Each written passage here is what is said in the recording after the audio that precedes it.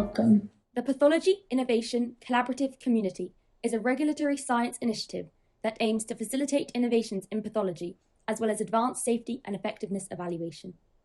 The PIcc Collaborative Community aims to harmonize approaches to speed delivery to patients through collaboration in the pre-competitive space. The PICC is open to all stakeholders, public or private, including but not limited to academia, industry, healthcare providers, patients, and advocacy groups.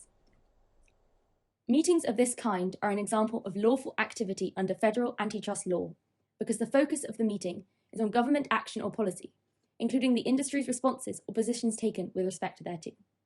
However, antitrust monitoring is needed for companies' own protection, since they are direct competitors meeting together.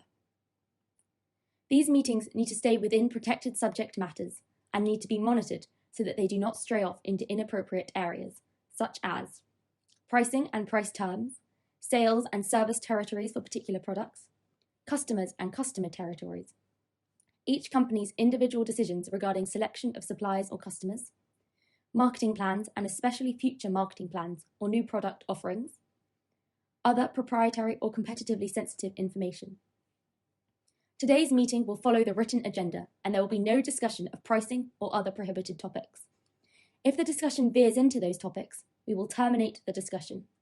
If you have any questions or concerns about the propriety of a discussion, please raise it immediately, and we will take a break to determine how best to proceed. The Medical Device Innovation Consortium acts as the formal convener, and we will follow their conflict of interest policy. For additional information, we defer to our Code of Conduct and our website, www.pathologyinnovationcc.org. We look forward to moving the field forward.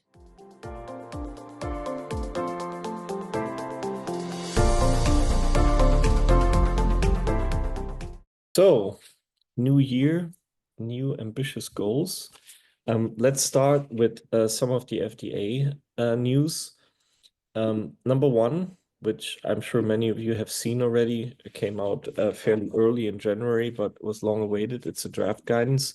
I spare you to read the whole title, but this is specifically about AI devices, and there are many useful aspects in it. One part that I thought was particularly important to just point out to those who haven't read it is that the recommended documentation was really parsed out in what they call an Appendix A. But overall, this draft guidance is very important. Of course, as always, there's a comment period, and if you're working on it, if someone is interested, please put in the chat. We can organize a session around it if someone feels compelled to write something about it or comment to further improve it. Second, the FDA released an IT operating plan. Now that might seem internal, but this just came out and might be revised. But I just wanted to share this for two reasons. Number one, I think it shows a certain degree of transparency of the agency, and number two, if you run an operation that has IT involved, which I think all of you do, it provides a very interesting layer of transparency how the agency organizes this. I put one of the strategic goals and objectives out there, and at least, in my experience, IT strategic goals and objectives are rarely captured to this detail. And I thought that was something just to point out, although from a regulatory concrete perspective that might not be applicable, but it's a very well-structured document. So please take a look. This is a paper that was recommended by several people. At first glance, it seemed a little old. I think it is by now almost like a good wine. And, I think it's my pleasure that the first author of this paper is actually on the call, Keith. So shout out to you. Wow, thank you. Cool, right? I know you recognize the paper, but this came up in the context of, one of the guidance documents related to biopsies and, the role of histopathology in investigation. So several people recommended this. So thank you for that great work.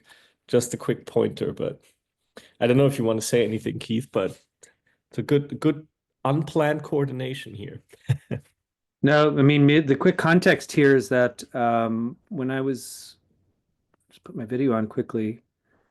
when I was working at Novartis and responsible for this function of getting tissue biopsies in to support clinical trials, I looked to the literature and there was really nothing. So, you talk about clinical trials being important, and of course we know how to do pathology, but nothing had put it together. So this exercise of putting this together was a sort of a cross-functional team effort within Novartis to standardize some processes around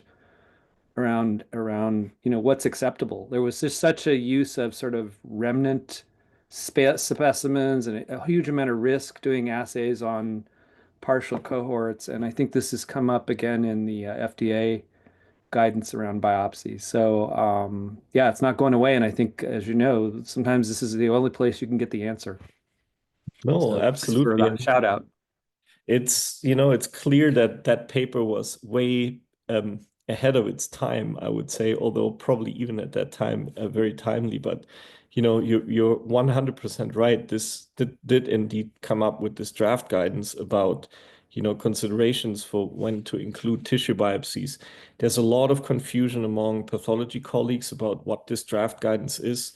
So maybe to just put this into context, I think it's actually specifically worded in the draft guidance that this is about recommendations for institutional review boards and ethics committees, basically what questions to ask to ensure that the biopsies that are included in clinical trial design are either related to primary endpoints, secondary endpoints, or additional voluntary elements. And, in a way, interestingly, I put this here beforehand because this question-based framework that, Keith, you and your authors proposed is in a way what this draft guidance now is proposing in slightly different word, which is, what are the questions you should really ask? And here it's a slightly different group that's addressed.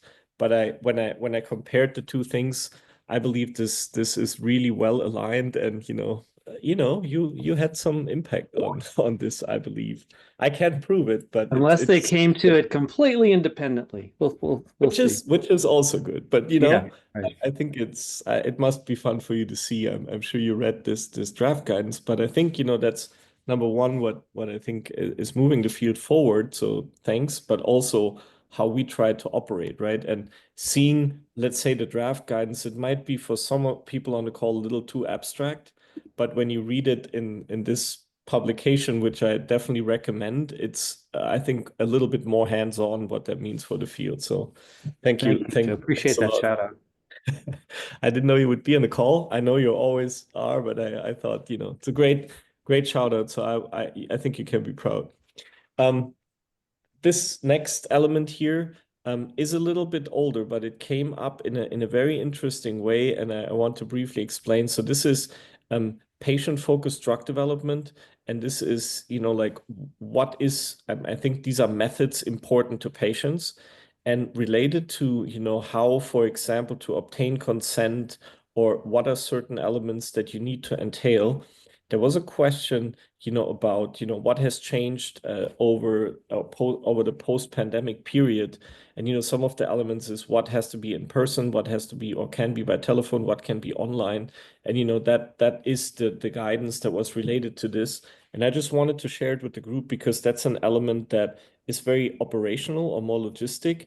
And it's fairly rare that the FDA provides concrete guidance on those elements, at least in my experience. So I just wanted to put this out so that it's number one on record, etc. The other element, which I know a lot of people have discussed, and I want to introduce this guidance document for everyone to read. This came from 2019, so that may seem a little out of date, but it is related to a question that we're very, very interested in with PIcc. The question is, there are a few approved displays, and I think many people consider, high performance monitors of various vendors when they're high quality, absolutely equivalent from a perceived performance perspective. But how to get this into a regulatory compliant state requires a specific regulatory approach. And one element that we discussed before would be a so-called Q submission or an informational meeting related to the applicability of this question for the so-called safety and performance-based pathway.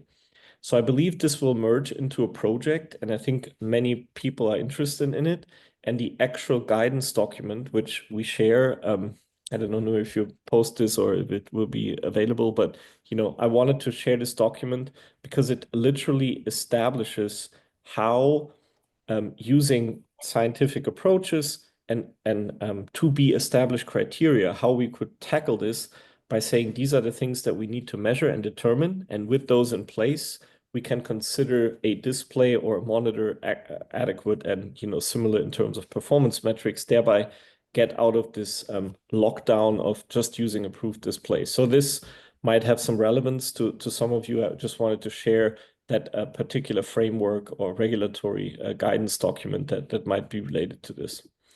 And then lastly, this also came out earlier in January. This is a so-called framework, which refers in this case to a release draft guidance, and you can find that. The link will be provided about so-called AI models in the use for drug and biological product submissions. Keep in mind, this is not for devices. This is for things that chemically modify the human body. So this is directly related to drug.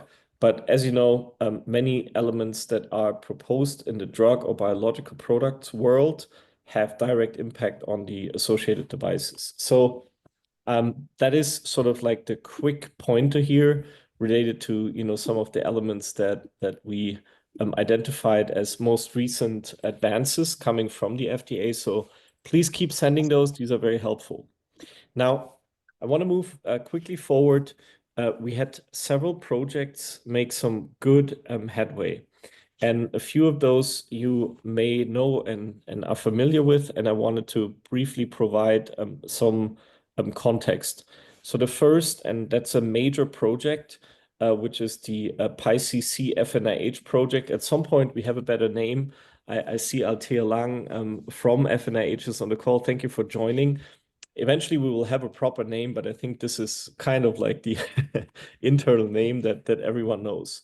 So 2 quick pointers. This is, of course, a community-driven. Hey, Althea, great to see you. This is a community-driven project. For those on the call who are not aware, we had a meeting 2 years ago, actually, where the community came together over 2 days and voted on what is probably the most meaningful element. And out of that came this project. And one of our target partners in this is the foundation of the NIH. And I just wanted to provide that at the end of 2024, we put together everything that we have done on the project right now. This is the project page, so looking forward. So this is sort of a visionary project. But I want to also point out, as you see here on the landing page, at some point we had a larger project, which was the regulatory landscape survey. And now the PIcc FNIH project is on the main landing page as well, because we think that's strategically extremely important for the field. And we still need to, discuss and move forward on that front.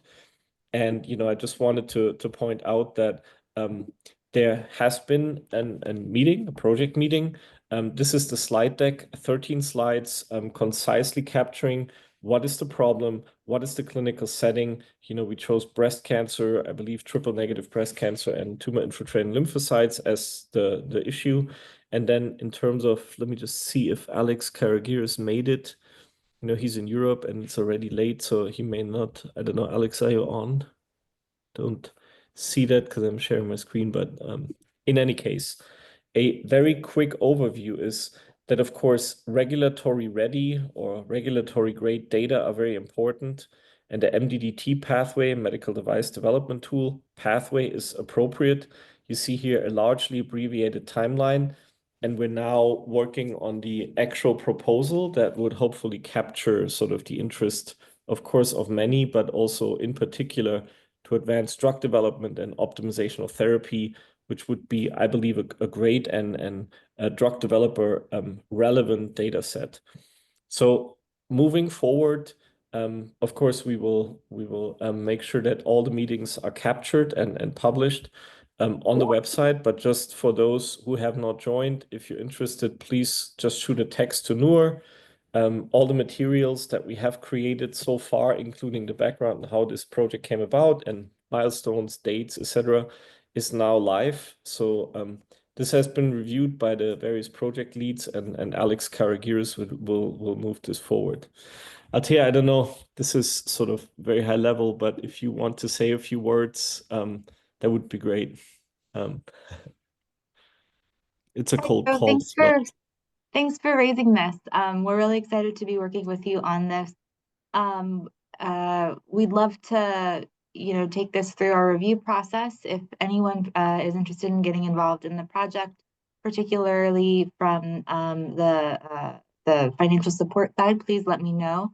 The way that this works is we'll work with Joe and Alex and the team to kind of shape this. And they've done a lot of work over the years to build this out into something and build quite a consortium. And the way that the FNIH gets involved is we work closely with our members through the Biomarkers Consortium, in industry, the NIH, and FDA to refine this, make it impactful, and find the fundraising for it. So we'll begin that journey. And I don't know if I've been meaning to reach back out to Alex around when a concept can be ready for our review, but I don't know if you have any additional information on that, Joe.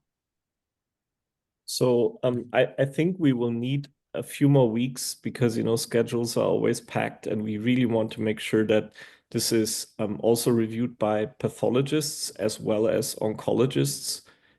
More of an, let's call it, internal process before it goes, let's say, live with your cancer steering committee. But I would say probably by, let's say, end February, early March, we should have something. But I think Alex is now running this, so I leave it up to him. But just as a sort of like a rough timeline, I think we should be able to do this. Wonderful. That's helpful. And just it'll continue to be iterative. So this isn't a pencils down moment. So just a note about that. But we're really excited for this collaboration. Thank you for raising it, Joe. Awesome. Thanks, Althea, for being on the call. I appreciate it. Thank you. Okay. So moving forward, this is an interactive part of this session.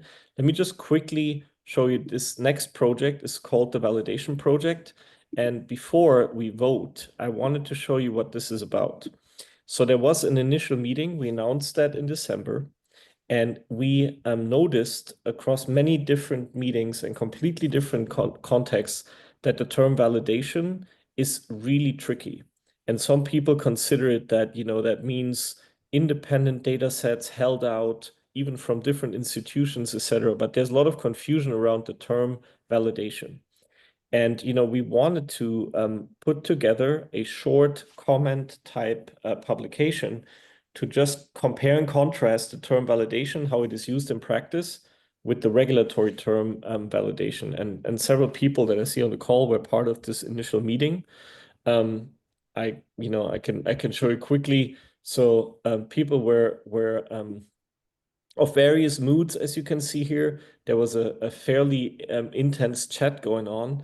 And, we had representation from, of course, the agency, from several academic medical centers, from more basic science, as well as from public health service providers and experts. So definitely an interesting project. So the thing, of course, we want to write an informative sort of commentary. You see that raises awareness and shows a little more consistency in use of the term. So not a multi-year effort, but I think still very important. If you're interested, please shoot a brief text to Noor. You will get an invite to the next meeting, and the project page will show up soon. Here comes the interactive part. So since validation is such a confusing term, we want to make sure we use a good visual for the project, which is, that little thing, you saw the goggles earlier on the FNIH project. So here we make this very simple. You just type in whether you prefer the MCQ vision, or like, let's say, visual, or the OWL, or of course on the right, the arrow.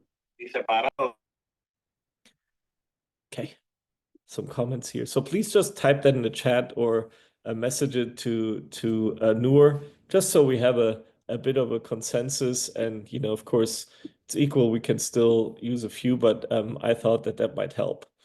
So if you feel particularly about one of those symbols, please type it in. and I will move on in the meantime. So again, this is going to be an interesting project. Co-authorships are available in case you want to join. I think it's quite meaningful to ensure that this term validation is better defined and has less I don't know, confusion around it. Okay, moving forward to professional societies. I think the first part here is a quick pointer to a CAP Today article that was published late in December. So the element that I think that's important is that here CAP Today at least reports that digital pathology only has a 10%, or you could say, wow, a 10%, depending on your perspective. I think it's actually quite good if you think about how many different practices and practice settings we have. Just wanted to quickly point this out. And then the second element that is, I think, very important is I think Robert from the panel of national pathology leaders is on the call, and I will. Hey Bob, how are you doing? Hi, how are you today? Can I hand it over to briefly explain what this project and/or initiative is? And I Sure. also have the second one here, the digital pathology question. So maybe we can go through both if you have the time, and thank you for joining the call. Yeah, very good. So about 2 years ago, we had an interesting conversation with Bob Still, who was executive director of the Radiology Business Management Association. They represent about 2,500 members who are very closely aligned with the American College of Radiology and work on a number of projects together. And they had numerous conversations with some of the reimbursement folks and talked about how to present value-based models, value-based reimbursement models to CMS, and really didn't make too much progress about that until recently. And they've had a turnover so that Bob Still is now working with two co-executive directors of the RBMA. And we've had an indication that Linda Wilgus, who's their co-executive director for external activities, would like to rediscuss the concept of how to present value-based arrangements. So she challenged me to say, put together some sort of a plan that you think would give us a good starting point. And we're going to be discussing this next week. And ultimately, what we wanted to do was to say, based on our experience with radiologists and pathologists working together on integrated diagnostics, we came across this particular idea plan, and we really feel strongly that we'll call it the 3 pieces plan. And ultimately, one of the pieces would be to contribute to society, to contribute to folks in need who don't have the kind of money to be able to afford medical care services for a portion of the profits of a diagnostic center. Another third going to innovation and development, and another third going to the providers who are actually providing the services, and of that, 2/3 to the folks doing the work, and 1/3 to the administrative team and the C-suite team, if you will. And so the plan includes a number of detailed schedules that are not being presented to the PIcc community, but we're talking pretty much about a base compensation for physicians, primarily pathologists and radiologists, at about the 75th percentile, and then ultimately making these determinations of additional distributions above that level of a compensation. So that's what the 3 pieces plan is all about, and it's just getting to have traction. And we provided a copy of it, in fact, today to Juanita Evans, who's the CAP chair of the Practice Management Committee, and looking for her input, as well as the Practice Management Committee, on rather this kind of a model is something that their group could be interested in discussing in more detail. But I think we'll be bringing it forward to the RBMA group first, and then perhaps discussing it with the ACR and seeing their interest in presenting it further down the line. That's what the 3 pieces plan is all about. Thank you. And the other thing that you asked about was the concept of the program that's coming up with class research. Class research is doing an updated report on the status of digital pathology in the US, and now trying to bring a lot more to the table for those people who have actually implemented it and are aggressively using it. So their report was supposed to be issued at the end of 2024, and now it's going to be issued early in 2025. They've put together a questionnaire, which I shared with PIcc, and basically I'll share with anybody who's interested in taking a look at it. And they're very interested in getting feedback on what the experience is of anybody who's actually hot and heavy in doing digital pathology.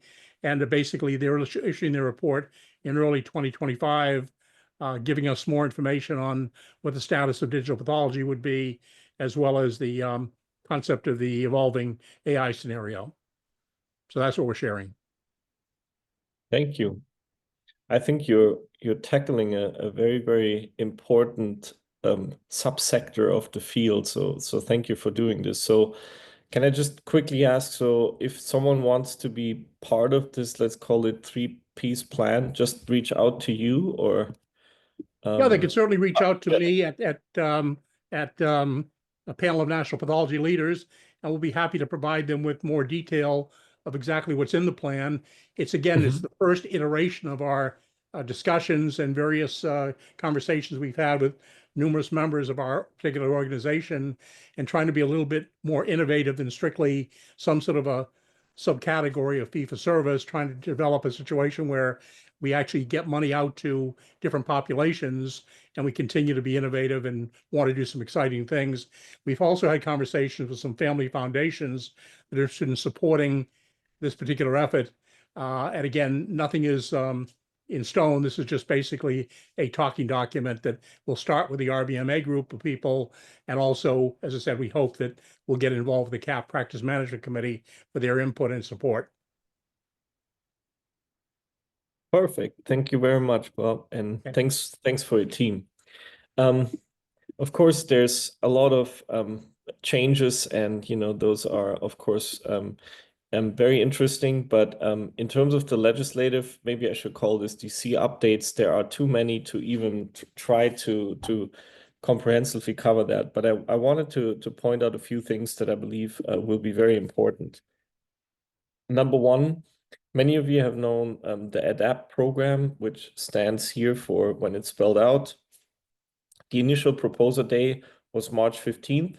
And one of the elements here is that this program has and will start, and that there's additional solicitation happening. So I just wanted to bring this out, because there's really 3 platforms related to drug development, as well as integration of multi-omics technologies, including digital path. The second part, which I believe you or many of you have heard, is of course that there is a final rule about laboratory developed tests. There's a lawsuit, a follow-up, a comment, and now I think we're moved towards additional hearings, which will be oral testimonies, which I believe will provide additional input. Of course, that will likely be a little bit delayed, related to a recent release by the administration that the HHS-related executive branch is not supposed to comment publicly, which is a short pause, and we see how that turns out. Interestingly, in December, the bipartisan House task force related to AI published their report from the 118th Congress, a large document with many different aspects. However, several folks have reported that some of this might likely be revised. Nonetheless, definitely want to share this as a resource, because it came out in December and it is very informative, and it was bipartisan. So definitely many of the constituents from both sides of the aisle agreed on how to move forward regarding AI regulation, and take it at face value. It's out there, it's valuable, so we want to share this as a resource. Quickly, there were some discussions about the so-called discussion paper on laboratory developed tests. This is of the first of, I believe, 3 pages of that so-called discussion paper, the upper half.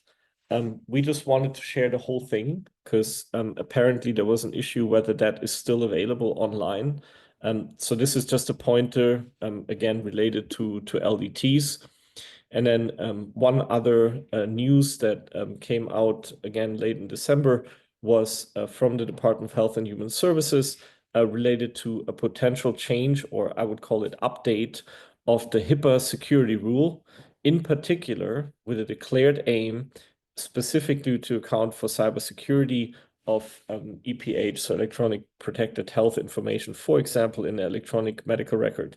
This would entail actually an additional update that's long overdue. You see, here's the regulatory history. So the initial 98, and then 5 years later, 6 years later, 4 years later, and now, we're almost 10, 12 years later, depending on how you count it, because omnibus rulemaking usually is at the end of the year. So this could only go into effect in 2014. And, any additional change that comes up is, of course, happening 2025, if so. But the outline here is a very complex document. This is not pathology specific, but it will certainly affect the pathology laboratories or the laboratory medicine industry overall. So quick pointer. So HIPAA certainly needs an update, especially related to cybersecurity risks. And this is coming, and this is the current proposal. At the same time, and this also just came out, is also from HHS, so Department of Health and Human Services, a strategic plan for the use of AI in health, human service, and public health. Again, might be revised, but similar to this part. So this comes from Congress, so one layer higher. This document here comes from the parent organization across, CMS, FDA, and you name all the other branches. So this is still fairly high level, but it was written at least probably over the last quarters of 2024, released now in January, to illustrate what the executive branch is thinking about this. And then finally, this is a congressional research service, which apparently, since the VALID Act was reintroduced as a legislative instrument to help regulate LDTs, this is a summary of LDT history as well as current guidance, as well as the rollout in terms of providing an overview over this issue, typically to, people with or without domain knowledge. So it is provided as a reference to you. And then final element here related to LDT, you see there's a lot of discussion. This is from 12th of December. So sorry we didn't cover this. This comes from CLSI. Of course, they provide many, many very valuable tools. And here is a so-called strategy in terms of resources related to this, how to be in compliant with the final rule. And, this comes from a specific subgroup from CLSI.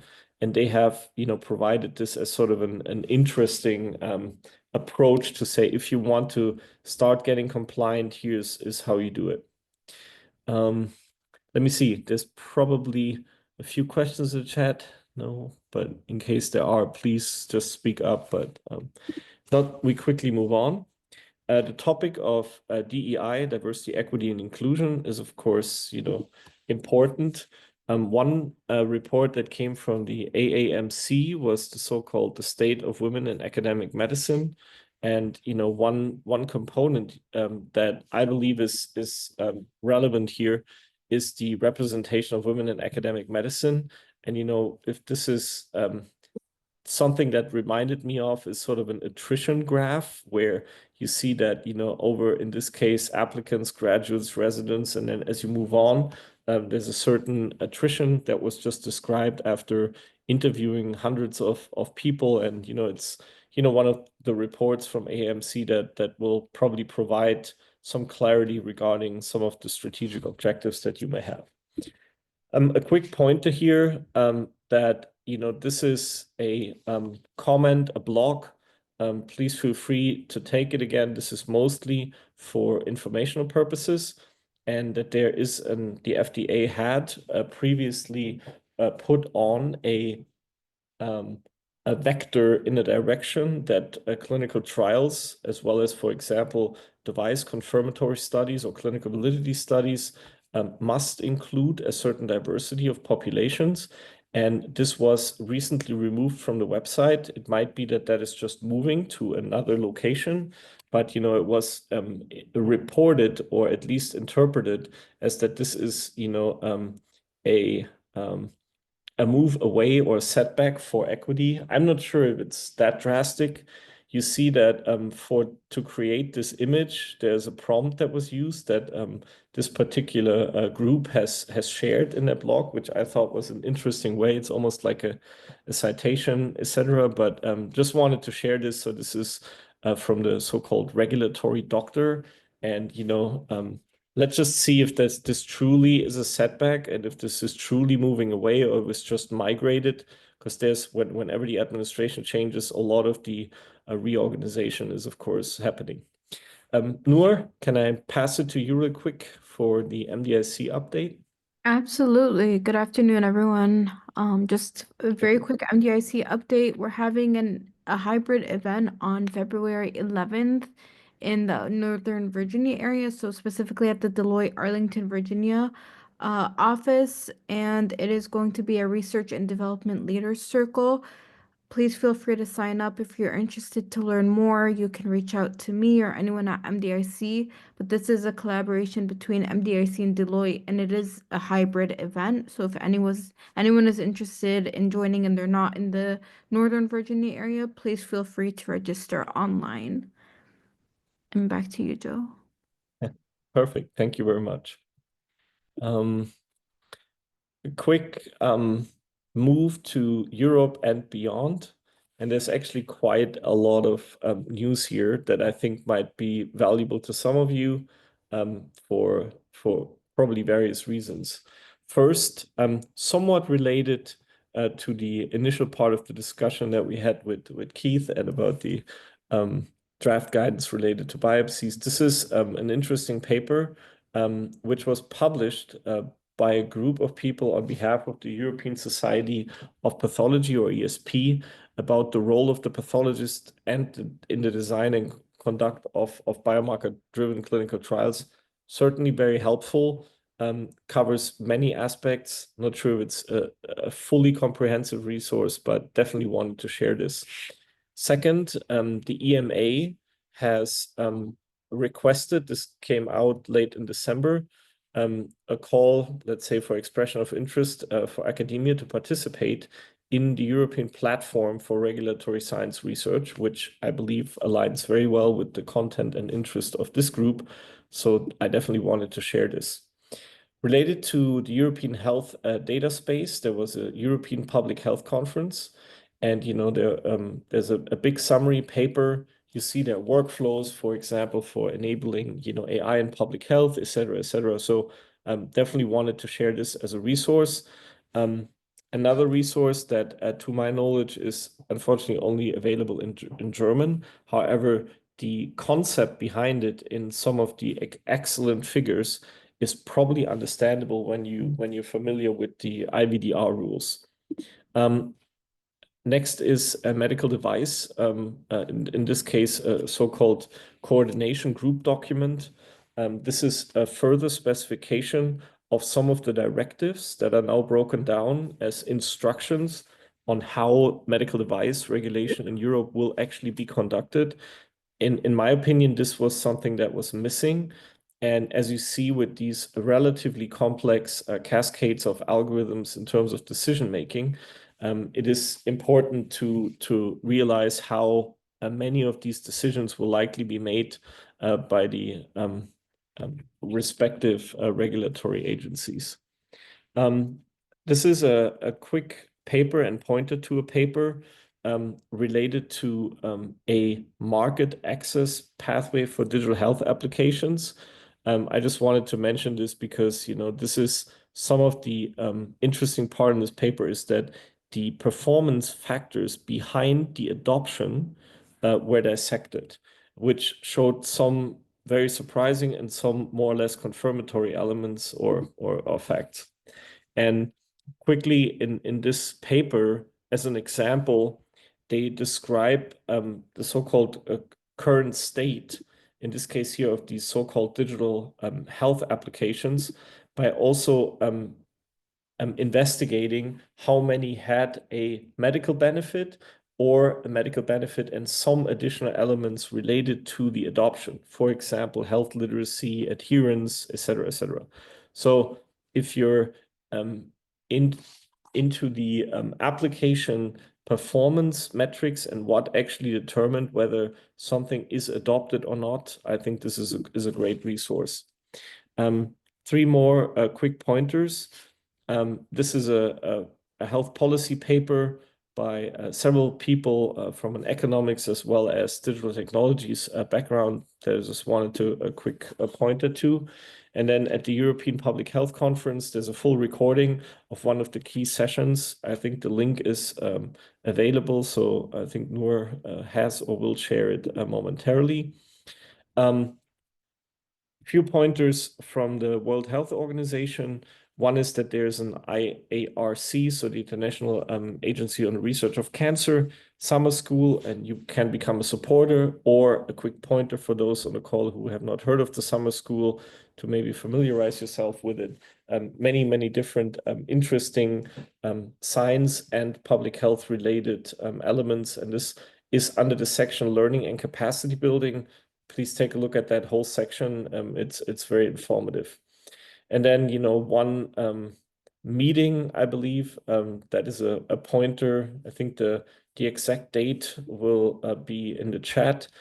So this is one of the big AI and digital conferences jointly organized, including the WHO. Sorry, this slide is double. Let me just take this out. Okay, next topic is cybersecurity.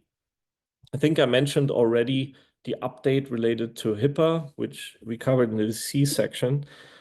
Here from our friend Scott Kilcoyne is a very interesting summary related to cybersecurity for diagnostics. So this is not a one-to-one comparison with the previously mentioned Health and Human Services document, but it provides a very interesting point here related to the questions you should ask and then a lot of measures.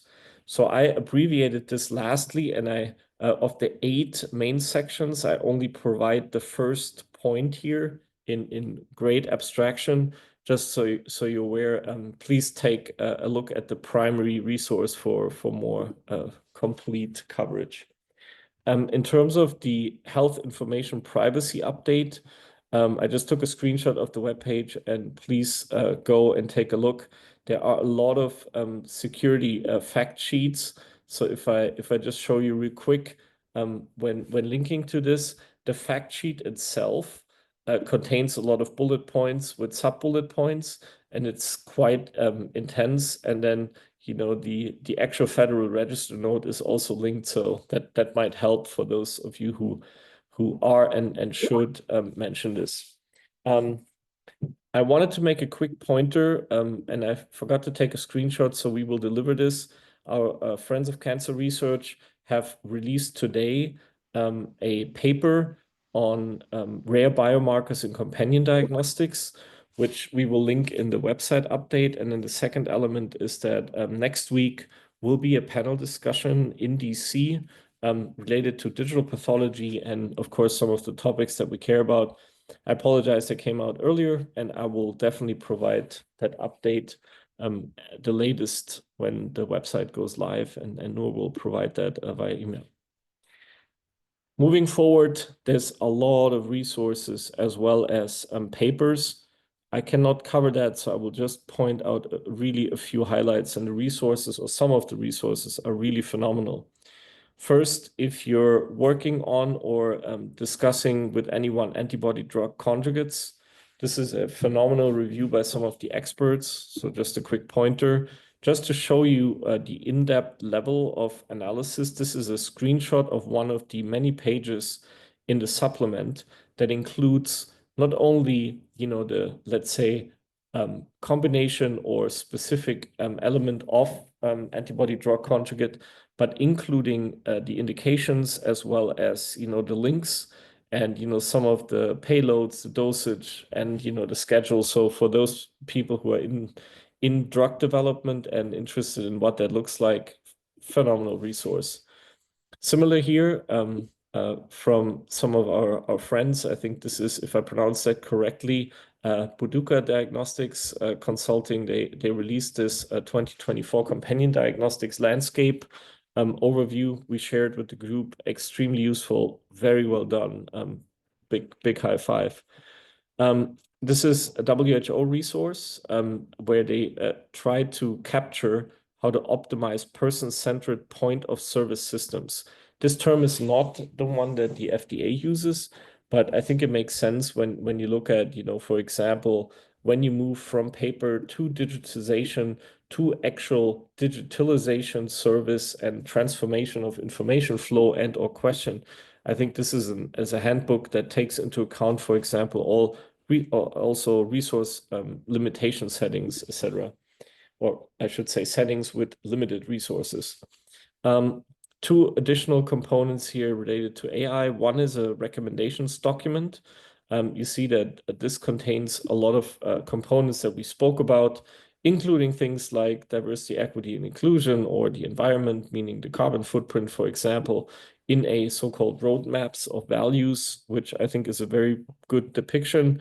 And this comes from the Federation of the American Societies for Experimental Biology, of FASIB, and this also was just released, so definitely a great resource to have. The second element that I wanted to quickly point out is a joint FDA-AACR workshop on dipyrimidine dioxidase. So this is a pharmacogenomics term deficiency. And there's also additional, very, I think, well-constructed AI resources in terms of meetings coming up later this year. So please take a look at the AACR website for details. A quick, I don't know, I put this under resource because it's a fairly unusual topic. As you know, many DNA samples are stored using -80s with a large carbon footprint in many biobanks, etc. So this team, this is a comment, and on the right side, here's the actual article, came up with an interesting way of taking nucleic acids and storing them in polymers, which is sort of a chemical, or I should say a substance approach to storing things at room temperature. And they did quite some interesting elements. And, there's like, for example, beautiful acronyms like thermoset reinforced xeropreservation. The abbreviation is TREX. To some of you, some famous movies come to mind, but this is really a specific way of overcoming the relatively expensive and energy consumptive approach of nucleic acid storage. Just thought I'd provide this as a resource because it was shared with us.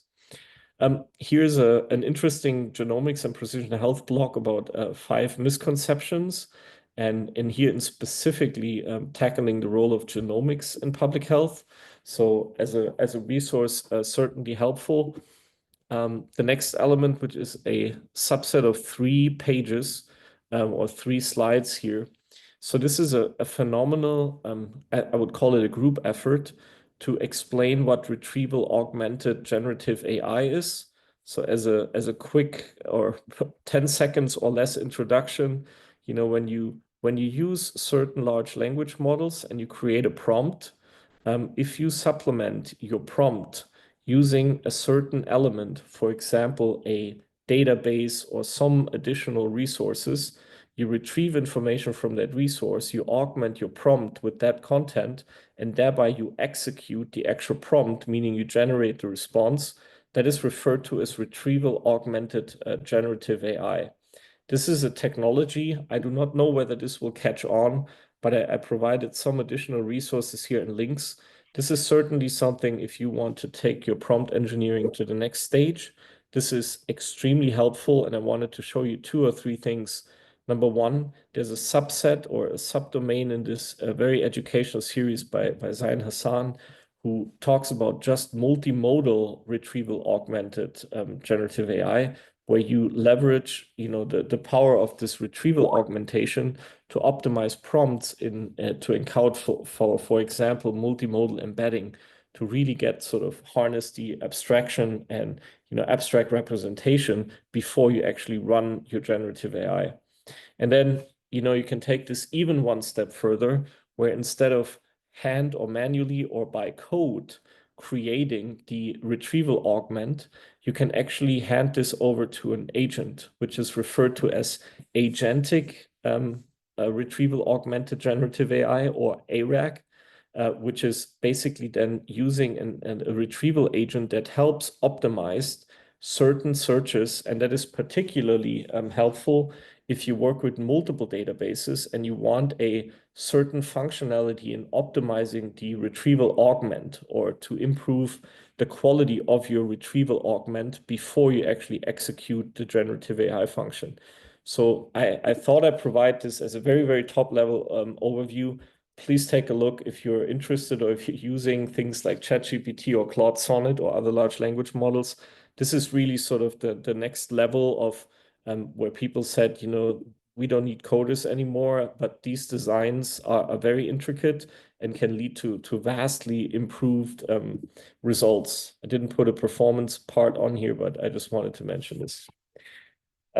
Two additional resources related to this. One is an overview, just how ML products are designed and what they contain and what the different elements within that are. This is a great blog by Roy van Santen, absolute guru in this field. And there's for each of these, let's call it design elements, there's a specific explanation here.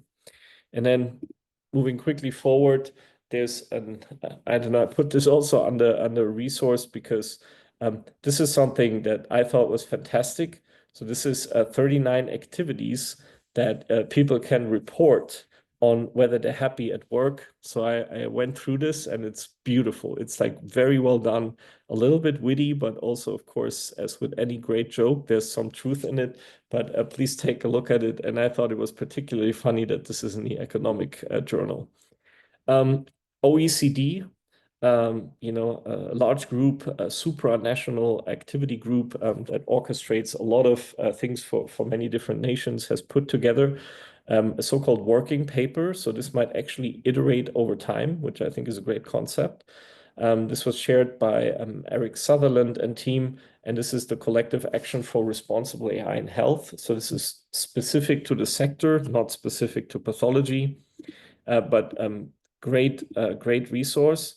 Similarly, there's a paper that came out in September last year that we unfortunately didn't cover, which is so-called Governing AI for Humanity. This is, again, not health specific, large document, many very, very interesting figures and statistics in there, as well as approaches on how to govern AI in your setting. There's a so-called Global Digital Compact from the UN. This is a large group.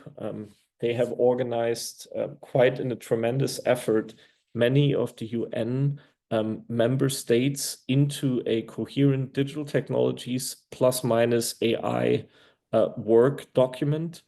And the most phenomenal thing on this, I just provide a quick screenshot, is that this is a very densely written, coherent structure from the UN on AI, on digital technologies, on, I think something like 15 pages or something. And when quickly zooming in here, you see that this starts always each section here, that there's some sort of a realization and then an action. And, this is very interesting because it ties things together, for example, to the 2030 agenda or to, elements that are important for, civil society or international organizations. So definitely a high level paper or resource, but these 15 pages, if you get anything from today's meeting, are definitely worth reading if you want to hear what thousands of people in the UN that they leveraged and put together are thinking about what the future will hold. Last resource, and I think many of you have probably used this already.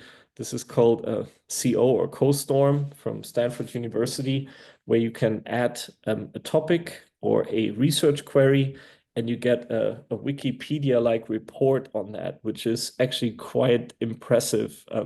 What degree of abstraction is possible here. Okay, I promised that I will leave some ample time for questions, etc. I just want to point out, we just had a meeting at the end of December, and I thought that there's, that we were catching up. So I just browsed through this real quick. There are so many extremely amazing papers out here, multimodality, AI, machine learning, real world data.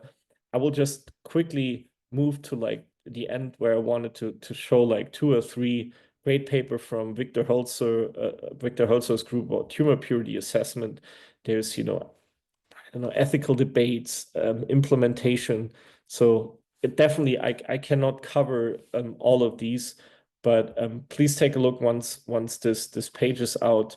But the last two in this series, I definitely wanted to quickly showcase. One element here is, I show you this. This is from Shaps and Co. et al. Is a so-called petavoxel fragment of the human cerebral cortex. You may have seen this in the press, but petavoxel is really ginormous, and this is like a phenomenal image. So you can find this online. I'm sure many of you may have seen it. And then I wanted to quickly point out one additional event, which is the AI Action Summit, which is on 10th and 11th of February in France, in the Grand Palais. I think the link will be in the chat. So please take a look. And then, for those who may have missed this, but we usually have our meetings on the third Wednesday, sorry, the last Wednesday of every month. So that would be in February, the February 26th, against 3 p.m. Eastern Standard. So with that, of course, I wanted to definitely leave 5 minutes for discussion, pointers, questions, recommendations, etc. So let's open it up. And I will use this time to quickly check what's in the chat. If anyone put a question in the chat, just feel free to speak up, because we have a few minutes left. And any other suggestion, comments, etc. Or if you have something to share with others, please feel free.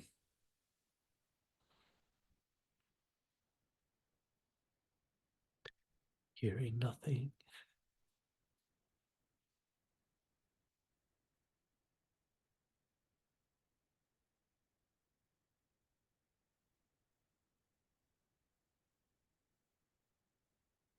All right, if there are no comments, no suggestions, I think then we got it. Thank you very much for joining the January PIcc Steering Committee. If you have questions, etc., please shoot us a message, send a message to Noor, etc. But thank you. Keep up the great work. Please share the stuff with us in any of the channels you normally use, and keep moving. Thank you very much, and happy 2025 again. Bye-bye. Thank you. Thank you, Joe, for